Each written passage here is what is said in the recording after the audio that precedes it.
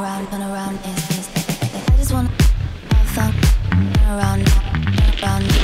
was ist denn mit euch los? Habt ihr ein bisschen einen Föhn erwischt oder was? Wieso? Wir gehen bloß mit der Mode. Mit der Mode? Was taten ihr drei schon von Mode verstehen? Einen ganzen Haufen.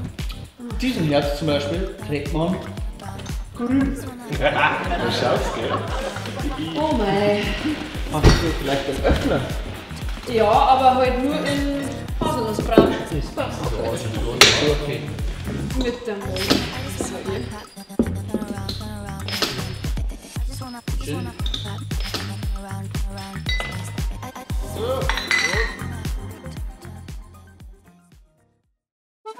Bayern Comedy wird unterstützt durch die private Landbrauerei Schönramm.